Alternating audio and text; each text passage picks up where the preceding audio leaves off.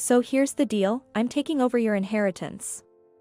If you've got a problem with that, we can just get divorced and you can disappear. Your father always said it right, you can't do anything, that's why he's got you doing odd jobs at the subsidiary. Tough luck for you. Steve said this and mentioned about divorce. All right. Thinking I would be against the divorce, Steve looked somewhat taken aback when I agreed readily. No more business dealings. With that, I left the company. A male colleague chased after me with a pale face. However, I didn't look back and got into my car. Steve, you married me just for my dad's money, you truly are a greedy soul.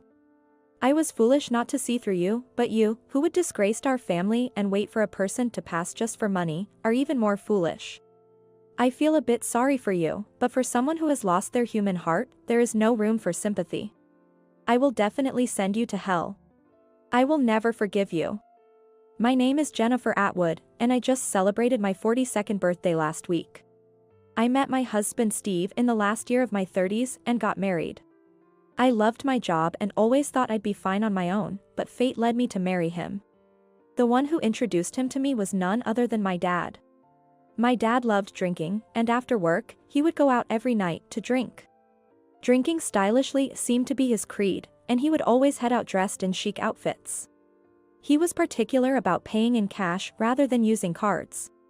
No matter how much he drank, he was never overwhelmed by alcohol, and he could drink until morning without it affecting him. Getting drunk is okay, but then you miss out on the true taste of the liquor.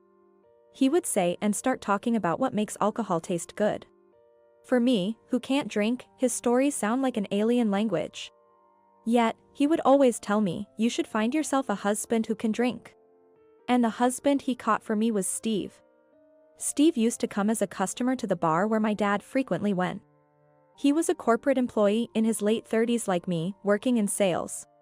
By chance, they sat close to each other and hit it off as they talked. My dad treated Steve to some drinks, and after meeting a few times at the bar, they started talking about me. I once asked Steve what my dad had told him about me. He said he had a daughter who used to model. She even aimed to be an actress, so she missed her chance to marry. But she's good at cooking and sewing. She's charming like him, so he wants me to meet her. I actually thought I got fooled by him. I was told and so embarrassed, could feel my face burning. The modeling he referred to must have been when I modeled for a supermarket flyer as a child. And just because I was in the drama club during my student years, he made it sound like I had been aiming to become an actress.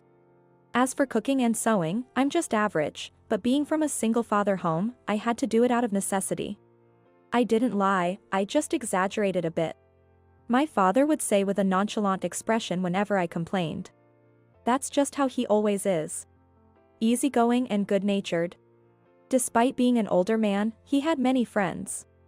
Eventually, due to the unusually good relationship between my father and Steve, we ended up getting married. Steve was kind to both my dad and me. He was rich in conversation and knew how to win people over. My dad would say, he's just like I was when I was young, a cliché but true statement. As painful as it is to admit, that may have been why I developed a liking for Steve. Steve seemed happy to have become my dad's son-in-law. The fact that my dad was the president of a company was probably one of the attractions. But more than that, they strangely hit it off. As for me, I was like an extra to my dad. Still, thought marrying Steve, who was kind and inclusive, was the greatest happiness for me. Looking back now, I should have been more cautious about choosing a spouse. Who could have imagined that this marriage, brought about by my dad, would turn into such hellish suffering? I never expected that my dad, who always had a way of stirring things up, would influence my marriage as well. It was about a year after Steve and I got married that my dad fell ill and was hospitalized. He always loved his drink, and it seemed his liver, which he had taxed since his youth, was now screaming for mercy. Dr. Connor, who is my dad's primary care doctor, and I had advised him to stop drinking alcohol. As a result, he was sulking on his hospital bed. Alcohol is the medicine of life. What do I have to live for now? He would complain daily. However, once he was allowed to walk around the hospital, he quickly made many friends there with his usual affability, which was surprising. He seemed to enjoy chatting in the playroom for a few minutes each day. I was relieved to see that my dad had found some joy. "How's your father doing?" Whenever I returned from visiting my dad, Steve would always ask this. Thinking Steve was also worried about him, I made it a point to describe my dad's condition in detail. When I visited the hospital last week, he was connected to tubes and needed to rest. But this week, since he's been doing better, I told Steve that he could now walk around the hospital. I thought Steve would be relieved, but his reaction was unexpected. "Huh, he can walk now? That's too bad." I doubted my ears. What did he mean by that? His comment could be taken as if he wasn't happy about my dad's recovery, so I asked, "Too bad?" Then he said, "Oh. I meant that I wanted to take care of your dad when he couldn't move. I wanted to be there for him, that's all. It's great that he can walk now, really." "Oh, but hey." Steve quickly changed the subject to talk about his work. He seemed a bit flustered but continued. "Our company just landed a major contract thanks to my efforts. It was a tough one to secure. Something about the other party having high hopes for my future, so they went ahead with the contract. And it's across multiple lines too. So my performance is really soaring." It was unusual for him to talk about his work with such confidence. He usually seemed more humble about his work. It must have been a contract he really wanted. "Well, it's a complicated story for you who doesn't do much important work." "Sorry, no offense intended, don't worry about it," Steve said and went back to his room. I felt a slight discomfort with his words but decided not to dwell on it since he said he meant nothing by it. In the first year of our marriage, he had always been kind. He was capable at work, and people often said he was the ideal husband. He never frowned even if I came home later than him. Before my dad was hospitalized, he would often visit my dad's house to keep him company. Now, he even helps clean the living room and bathroom at home. Steve said, "I like cleaning. It's nicer for you when you come home to clean rooms and bathroom, right?" In return, he asked me always to let him know when I would be finishing work. He needed to know so he could start cleaning at the right time. Typical of the conscientious Steve, I had to laugh a little. Such a kind Steve couldn't possibly find my father's recovery unfortunate. It must have been, as Steve said, that he wanted to be supportive. I convinced myself and started preparing for work the next day. A few days later, I received a call from the hospital. My father's condition had worsened. I left work and headed to the hospital where he was staying. In the hospital room, he was connected to several tubes, his eyes closed. I tried to take the fact that he was connected to tubes as a good sign and composed myself. Dr. Connor explained the situation, and I realized that I needed to be prepared for the near future. Should I contact my mother? When I was in high school, my parents got divorced. I heard that the reason for their divorce was that she could no longer keep up with his overly free-spirited nature. However, because he couldn't do anything on his own, I was taken in by him. Already being in high school, I decided on my own to stay with him, and I am grateful to him for funding my college education. That's why I was working hard at my job now, to repay him for his kindness. But he doesn't have much time left. I'm sure that if I were my mother, I would want to be contacted. I decided that I would send a message to her when I got home. First, I returned to the office to finish the work I had left undone, and then I went home. Although I hadn't come to terms with my feelings yet, thought that talking to my mother and Steve might help me settle down. Steve was in the living room. Perhaps because I had told him I would be coming home early, the room hadn't been cleaned. Since he usually does the cleaning, I thought I would do it today, but as I was thinking this, spoke to Steve who was using his phone on the sofa. Today, I was called out from work by the hospital. "It's about Dad." Before I could finish, he threw his phone on the sofa, turned to me with energy, and said with a smile, "Did your father finally pass away?" I was so overwhelmed by his forcefulness that I couldn't reply immediately. Then, for some reason, he continued talking on his own. Right. He wasn't well before he was hospitalized. It must be tough for you, Jennifer, but don't worry, I'm here. Things like managing the company and finances are too difficult for you who lacks education and culture, right? So, although his speech was still midway, I interrupted him realizing the huge misunderstanding. Steve. It's okay, everything's okay. Dad's still alive. Thank you for all your concern, I said. Upon hearing this, he stopped moving and displayed a noticeably disappointed expression. I couldn't understand why he would make such a face. He seemed to care about my dad's company and finances, but in the event of an emergency, I planned to consult the appropriate professionals. My dad has always strongly advised me not to discuss the management details with anyone close, even if they are family. Since Steve is just a salesperson at a company, my dad and I have not shared the specifics of our company with him. Perhaps sensing the situation, Steve had never asked us about it. Seeing Steve still looking disappointed, informed him about my dad's condition. So, it's a situation where we need to be prepared. Could you visit Dad soon, Steve? Then he looked up slightly, smiled gently at me, and stood up from the sofa. Understood. I'll go if I can, he said and went back to his room. His words echoed in my mind. In the adult world, I'll go if I can often equals I won't go. I silently watched as Steve walked away. My dad passed away 2 weeks later. The decline from his illness to his death felt incredibly fast. By the time his liver started screaming, it was already too late. During those 2 weeks, I stayed at the hospital overnight to keep an eye on his condition. Although he was connected to tubes until the end, it seemed he passed away without much suffering. During the last 2 weeks, many people who had been close to him came to visit his hospital room. Drinking buddies, old friends, and daily visits from people from my dad's and my company's. Even patients who had become his friends in the hospital came to his room to talk to my dad, who remained asleep. It was a 2-week period during which I truly felt that my dad was loved by many. However, despite the many visitors, Steve never once came to visit my dad.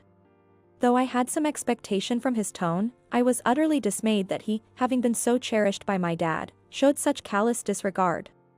I thought of asking Steve to help with the funeral arrangements, but I couldn't get in touch with him. When I contacted his company, they said he had taken bereavement leave. Yet he did not return home, and, ultimately, he did not show up at the funeral either. Although people from Steve's company came to offer their condolences, they were understandably puzzled by his absence. I was so busy after my dad passed away that I didn't even have time to cry. I felt guilty but had to ask my mom to help sort through the tedious paperwork. It was 10 days after my dad's death before I could finally settle down at home. During that time, couldn't get in touch with Steve at all. I was so worried he might have been in an accident. However, when I got home and saw him in the living room, I felt a bit relieved. Steve, what happened? You didn't come to the hospital, you weren't at home, and I couldn't reach you. Dad passed away, you know. Steve, who was still fiddling with his phone on the sofa, said without looking at me. Yeah, I know. It took longer than I thought since he collapsed. I was getting irritated, wondering how long he would make me wait. I couldn't understand his words. He must have known about my dad's death since he had applied for bereavement leave at work. So why hadn't he shown up at the hospital or the funeral? Despite any circumstances, I felt intense anger at his current comments. We've been married for a year. No, even before that, my dad treated you well, right? Why would you repay his kindness with such betrayal? At that moment, I felt tears about to come for the first time since his death. But I refused to let myself cry over such a thing, and I forced back the tears. What? Kindness? What are you talking about? It's the other way around. I married someone like you who can't do anything. If anything, I should be the one thanked by your father. You say I should come to the funeral, but if you needed me, you should have come to me. He burst into carefree laughter while still looking at his phone screen. Was this the kind Steve I knew? Was my belief that he adored my dad just an illusion? When I met him at the bar, another customer said, "That man is the president," so I approached him and buttered him up a bit. Then he started treating me nicely, and I thought, this guy is useful. My dad was pleased to have found Steve. He was genuinely happy, as if he had gained a son. Man, this past year has been torture. I had to be nice to you and suck up to your father, right? I couldn't have kept my motivation if I wasn't expecting some inheritance to come my way eventually. But I didn't expect him to fall ill so soon. Guess that was a stroke of luck. The kind Steve was indeed an illusion. I was so shocked that I couldn't move or speak. The tears I had been holding back flowed ceaselessly. So, I'll be managing your inheritance. If you have a problem with that, get divorced and disappear. But you can't actually divorce, can you? You can't do anything, right? Even your job is just menial, isn't it? Your father used to say so. You're only good for odd jobs at the subsidiary. Tough luck, huh? He laughed loudly. My tears had completely stopped, replaced now only by anger. Who was this person in front of me? Surely, he must be some kind of demon that feeds on the kindness of others. Without saying anything, I went back to my own bedroom. Even after I closed the door, I could still hear his annoying laughter. With my hands pressed against my ears, I firmly resolved in my angered heart. Steve, I will never forgive you. Dad once said Steve was just like my dad when he was young, but Steve is nothing like Dad. Although my dad might have exaggerated at times, he never lied. Steve, you married me solely for my dad's wealth. You really are a money-grubbing fiend. I was foolish not to see through you, but you, who disgraced our family and waited for someone to die for money, are even more foolish. I feel slightly sorry for you, but there is no room for sympathy for someone who has lost their humanity. I will definitely send you in hell. I will never forgive you. After that, I moved in with my mom because I couldn't stand to face Steve. Today is my day off, so my mom and I ordered lunch and ate together. We're having coffee after the meal. Even though I worry about troubling her, I'm telling her everything that happened. It's so embarrassing that even after living with him for a year, I didn't realize Steve's true nature, not to mention when we first met. Dad was deceived by him until the very end. It's so sad. Upon hearing my words, she sipped her coffee and murmured thoughtfully. I don't think he would pass away without leaving something behind, you know? I didn't fully understand what she was suggesting, but after all, they had been married for nearly 20 years. I decided to listen carefully to her words.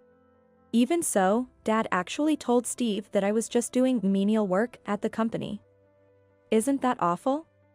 He took it to heart and scorned me for it. Indeed, the work I do might seem menial to some. However, I take pride and dedication in my work. The thought of Steve's contemptuous face flashed through my mind. That was your father's way of protecting you, dear. You know the deal, right? Even among close relations. He promised not to divulge the details of the work. Indeed, as she said, now that seemed oddly convenient. After all, Steve doesn't really know what my actual work entails. And, you know, I might have told you that we divorced because I couldn't keep up with his overly free spirit.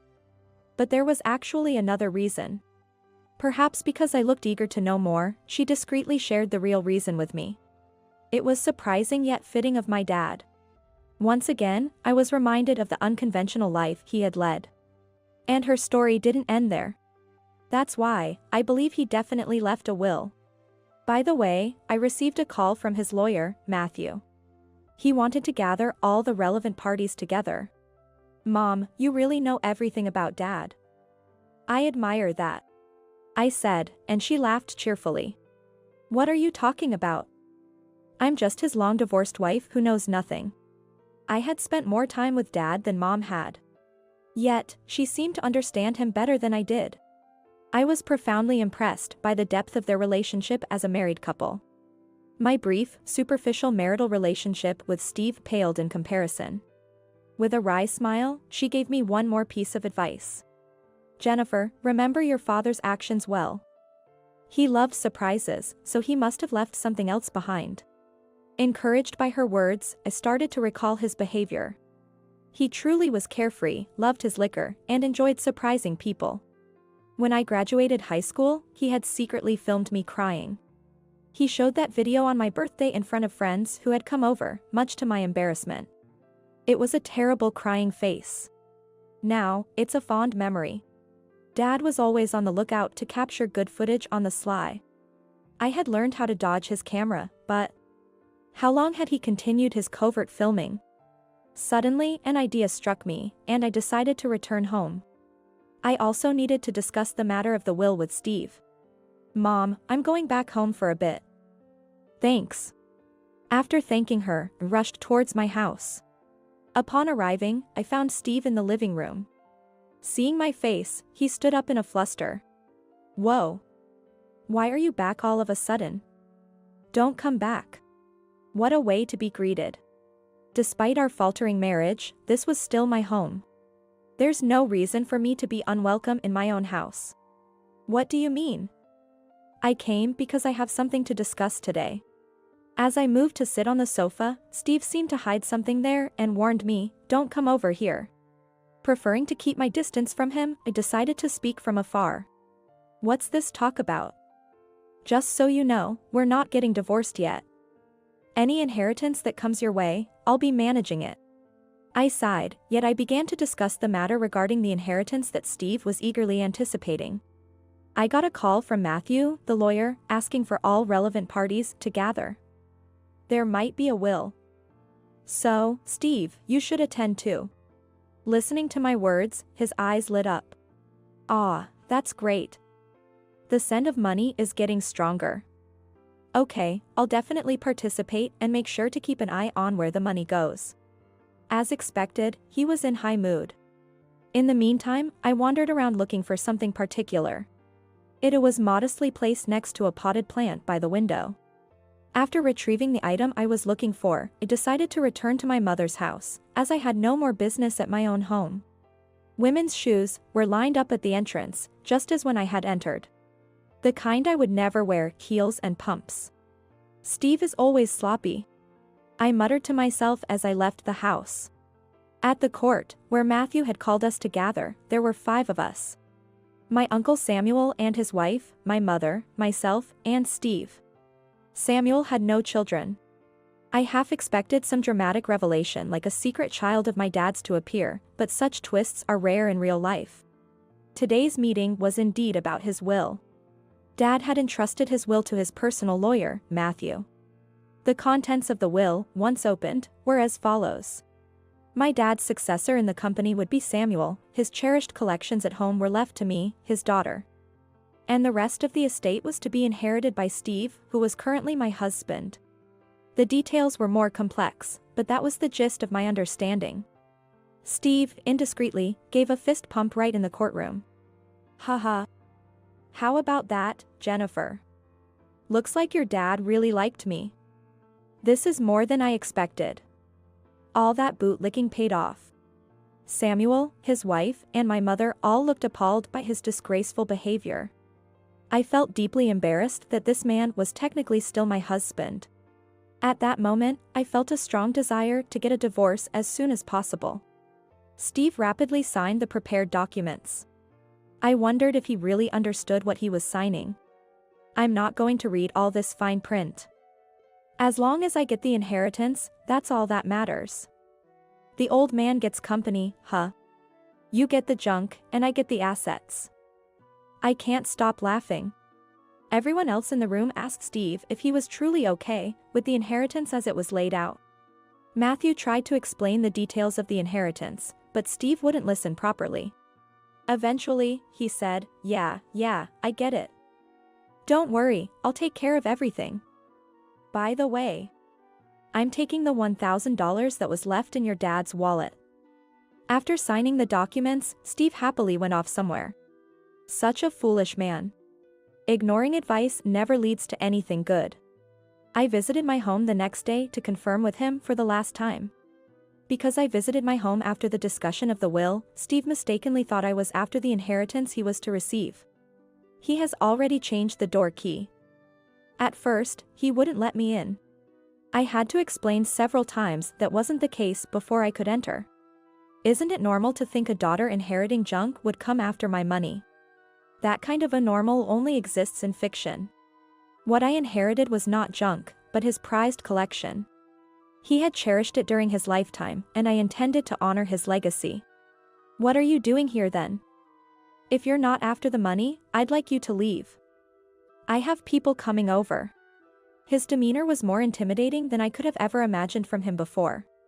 I was impressed he had managed to hide this side of himself for so long. I'll leave soon. I just wanted to check something.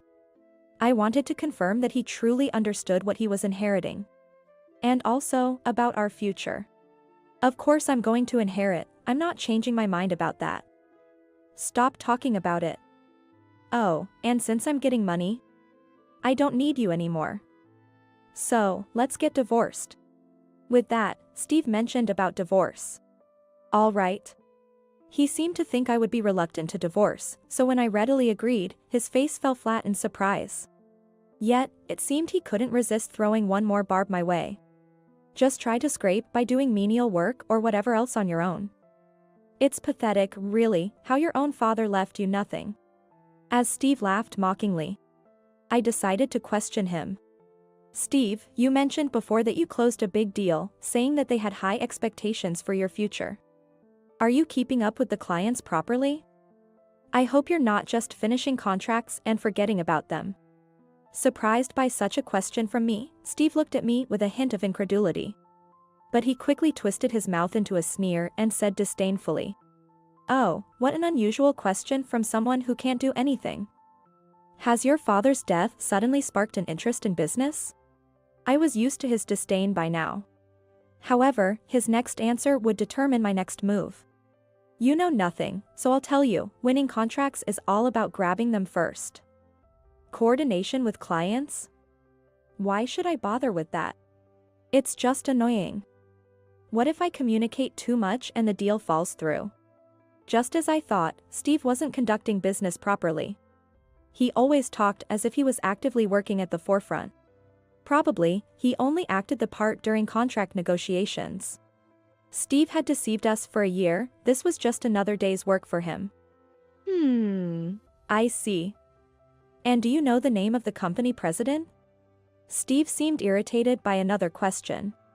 What's with you all of a sudden? The president's name? I don't know it. Knowing it won't win contracts. True, perhaps, but what company would want to deal with a salesman who doesn't even know the president's name? I gave Steve name card of my lawyer. From now, we can proceed with divorce through our lawyer. Bye, then. Steve looked puzzled. Don't ever come back. Well, eventually, it's Steve who will have to leave this house, but until that day, I'll leave him be. Just then, as I was leaving, a young woman entered the house. She looked at me quizzically. I sent her a serene smile, conveying that she shouldn't worry, we would be strangers in just a few minutes. I got into the car waiting on the street. First, to my lawyer please, I said to my driver, signaling there was still work to be done. After witnessing his behavior earlier, I had made up my mind. Steve, if you underestimate the world, or your job, you're going to learn a painful lesson. After I talked to my lawyer, I headed to the business district and had the car stop in front of a building. This was where Steve worked. I had visited several times, always appreciating the modern vibe of the entrance. When a male employee spotted me walking through the entrance, he hurried over, surprised. Ms. Atwood. I was actually planning to visit your company soon. What brings you here today? Are you alone? He was involved in that notable contract. Saving myself the hassle, I simply told him. No more business dealings. With that, I left the company. He followed me out, his face pale with shock. I didn't look back as I got into the car. I would send the details later, but any complaints or grievances should be directed to Steve. I hurried to my mother's house to prepare for the next steps.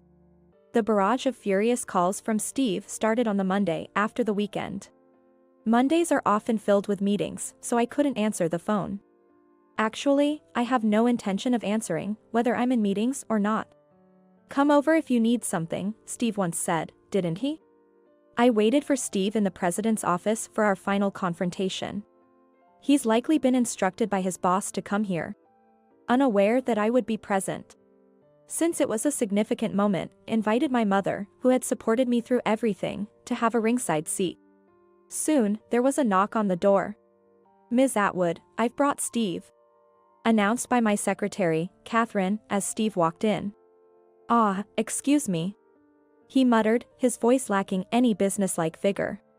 And clearly reluctant. The issue of a no more business dealings must have gotten him a serious scolding from his boss. He likely thought he was being summoned to apologize. Steve, long time no see. You look down. Are you eating well? My greeting probably caught him off guard, his eyes widening in shock. Jennifer? Why are you here? Because this is my office, my workplace. You weren't told in detail due to a promise with my dad. I'm the president of this company. Surprised? He shook his head vigorously, as if refusing to believe the reality in front of him. But the president was supposed to be your father. You were just doing menial work at a subsidiary, what's going on? Seeing his confusion, explained. My dad ran the older, family-inherited company. Recently, we founded this new company together. Dad was too busy with the old company, so he left this one to me. With our brainstorms, we built this company together, and it turned out to be a huge success. Now, this company employs over 9,000 people, all of whom are like family to me. You had a chance to know I was the president. Your company signed a contract with us, and you were in charge, weren't you? It's unheard of for someone in charge not to know the president's name, and not to communicate after signing the contract? That's just unacceptable. Please, have a long talk with the rest of the company about this. This wasn't just a comment as his ex-wife, but as a professional thoroughly disillusioned by Steve's attitude. Steve gritted his teeth in frustration, looking down. Then, looking up, he scoffed, big company or not, I'm disappointed the president is such a useless old lady. I refuse to contract with you. As if Steve had the authority to decide that on his own. Truly, he underestimated his job. As he tried to leave, my assistant stationed at the door pushed him back into the room. Steve, we're not done talking. It seems you've been unfaithful throughout our marriage, haven't you? My words made him flinch, but he quickly tried to regain his composure. That woman you saw me with the other day? I met her after we separated. Our marital relationship was already broken, so you have no complaints. Right? Since Steve seemed to not listen. During our marriage, you had an affair, didn't you? I said it slowly this time. He didn't seem to like the way I said it and shouted back, his face turning red. I did not. You can't just make baseless accusations. It's curious how guilty people always demand proof. So, I decided to provide some. In the collection I inherited from my dad was his diary. I took the liberty of reading it. He meticulously documented this past year. Steve supposedly went out for drinks but ended up at a hotel with a young woman. He thought he'd shaken me off, but never underestimate me. I wonder if I should tell Jennifer. There are things only a married couple can understand. Let's wait and see. I planned to visit Jennifer's house, but saw Steve walking with an unknown woman. Jennifer's working overtime again. Hang in there, Jennifer. As I read excerpts from my dad's diary, Steve clicked his tongue audibly. That's just your father's perspective. It's hardly conclusive proof, is it? Steve remained defiant, refusing to acknowledge the gravity of his actions. If you're really eager for evidence, I'll lay it all out for you. I arranged several photographs on the desk. These showed Steve entering a hotel with a woman. Photography was also one of my dad's hobbies, he always carried a camera with him. These were captured by a camera found among the collection. True to film, they are beautifully clear. And don't worry, it's film. So no tampering possible. Steve snatched the photos from my hand and tore them up on the spot. Seeing no sign of remorse in Steve, I said. Steve, don't you feel anything? Dad knew about your infidelity and kept quiet about it. He believed in you, didn't he? Really? You feel nothing at all? Despite my urgent questioning, all Steve could say was a shut up. I continued, despite feeling pathetic about his response. It seems like Dad eventually gave up on you when you didn't stop your cheating. There was a small camera at home, Dad used to use it for surprises.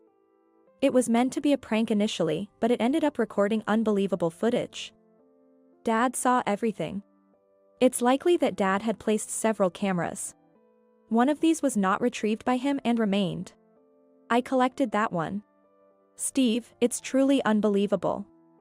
You brought your affair partner into our home, didn't you? It's all recorded by this camera. That's why you insisted inform you when I would be home and why you cleaned the living room and bathroom where you used it for your infidelity. Thanks to Dad, it all makes sense now. Steve scratched his head irritably and slumped into the chair, sulking. I exchanged a nod with my mother. Steve really is unbelievably naive. And why doesn't he listen to anyone? As I had said earlier, Dad had finally written Steve off. I keep saying that your dad wanted to leave the inheritance to me because he thought highly of me. What about the junk you inherited? Was it just meant to expose my infidelity? Ironically, his narcissism is almost enviable here. Yes, according to Steve, Dad wanted to leave him the inheritance. Negative inheritance, that is. Steve, do you remember Dad talking about a joint loan? You only half listened and signed off on it, so you probably forgot. As Steve looked puzzled, my mother started to speak. The reason we divorced was because of his debts. They just kept growing, and he was robbing Peter to pay Paul right up until he died. Never quitting gambling. I think it's a substantial amount. Even then, he didn't seem to understand. I had no choice but to make it clear. Steve, you inherited all the property Dad personally owned. That's not just the assets, but also the debts, including the joint loan. You've already dipped into his money, so you can't disclaim the inheritance now. You have to bear it all. Finally, his complexion changed. It paled rapidly. What? No way. Why should I inherit the old man's debts? That's not valid.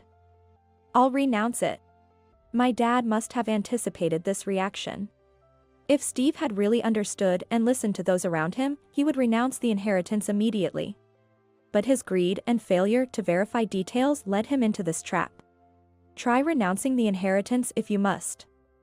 It might give you some peace of mind, though I doubt it'll work. Apparently terrified by the debt, Steve collapsed to his knees, trembling. As sweat streamed down his forehead. Wait, you, Jennifer, you're a president, right? Of this huge company, then you should pay off your old man's debts, right? Why me, why? Steve began to cry loudly. His cries almost like screams. Dad must have regretted introducing such a man to me, knowing his true nature. Steve was the man my dad had introduced to me. Yet, there were times when I thought being married to him was happiness. So, I don't hate my dad for it. The one to blame is Steve, who deceived both my dad and me and turned into a greedy monster. As his health deteriorated, he must have contemplated on his own ways to take revenge on Steve through me. Steve continued to cry. Just then, the phone in the president's office rang. It was connected to reception, and the caller was Steve's boss. I hung up after responding. Steve, you better hurry back to your company. It seems the higher-ups want to talk to you about this issue. Steve, his face paler than ever, seemed to have stopped crying instantly. There you go, I have work to do, so off you go. Goodbye, Steve. I called out to my assistant waiting outside and sent a disoriented Steve back to his office. Hopefully, he makes it back to his company without issue. After the battle, I sat down with my mother in the lounge, soothing myself with some warm coffee. My office is on the 5th floor of a 15-story building. Wanting my employees to enjoy a scenic view while working, the higher floors are dedicated to offices. The top floor has been turned into a cafeteria and break room where employees can relax and enjoy the view, something I take pride in. I enjoy spending time alone in my office, because it allows me to think about the many employees working in this company. Once a week, go through a company newsletter featuring photos of all employees, making an effort to remember each person's face and name. I truly cherish these moments. I received a profound apology from Steve's parents. They were genuinely nice people. It's a pity we couldn't become a real family. The debt Steve was so afraid of turned out not to be as substantial as feared, once offset against the cash Dad had on hand.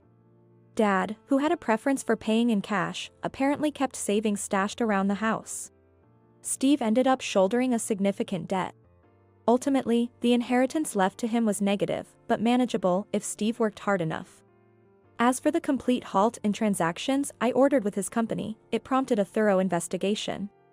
As a result, his negligence was exposed, and he was demoted. Yet, perhaps out of spite, he continues to work at that company. It might also be his way of trying to prove something to me and my dad. Occasionally, I receive messages from Steve. Lengthy texts boasting about how hard he's struggling against adversity. I never reply, of course. As a professional, striving to meet the bare minimum is expected. The house he lives in, still registered in my name, is scheduled for cancellation at the end of the month. He will have to find a new place from scratch. But that's no concern of mine. After all, we are strangers now. I closed the company newsletter and looked out the large window. There's a hint of spring in the air. Seemingly the newsletter will feature new faces. Just the thought is exciting. With that anticipation, continue to dedicate myself to my work today. Today marks exactly 1 year since my dad passed away. Many visitors gathered at the house where my dad lived. His drinking buddies, old friends, and many from my dad's and my company came to visit. Even the friends he made during his hospital stay, who had since been discharged, came to show their healthy and spirited selves. Truly, he was loved by everyone. Somehow, it even seems like the dad in the photos is smiling. Just a little bit, right? I lightly clinked my glass against the one filled with white wine I had placed in front of my dad's photo. The clear, bell-like sound seemed like my dad's laughter.